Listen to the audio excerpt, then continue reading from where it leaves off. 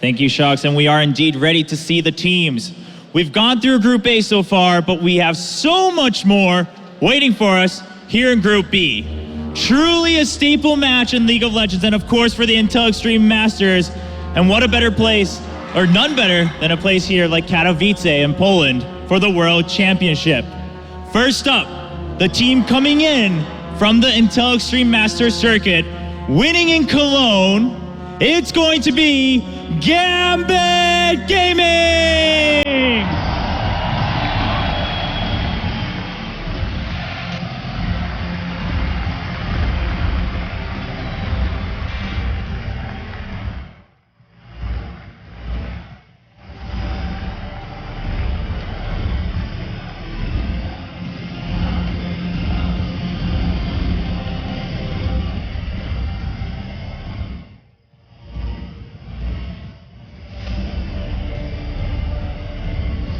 And their opponents, hailing from Korea, finishing second seed in the first round of the spring season. Seeing if they can match up once against the powerhouses of Gambit, it's going to be CJ Entus!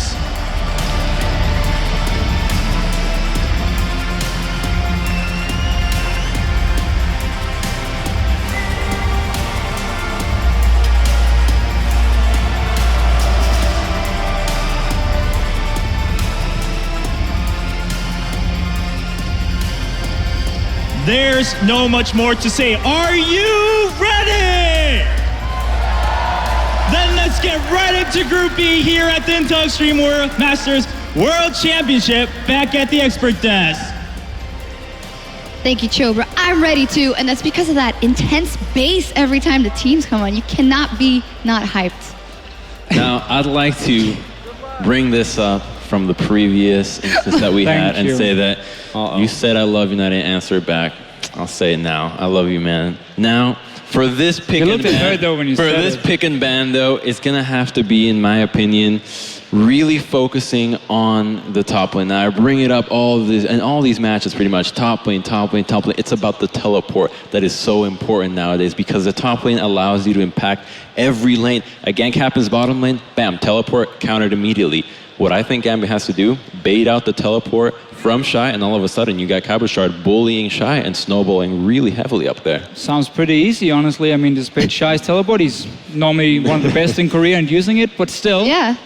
We talk a lot about the top lane, different style from Shy and Katowice, the carry and more the frontline tank.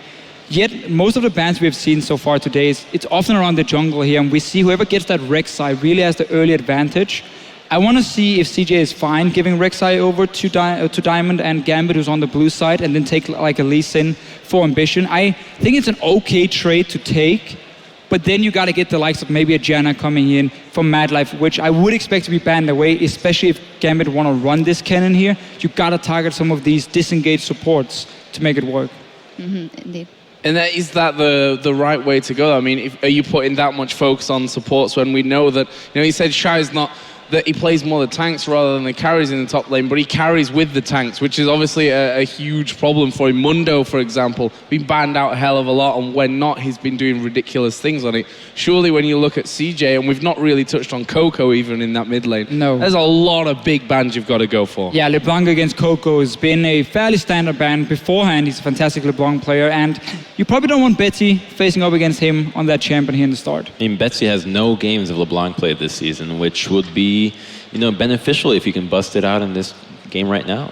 Well, we are going to be dropping here into the picks and the bans. Of course, Gambit starting out here on the blue side have first choice. And funnily enough, first ban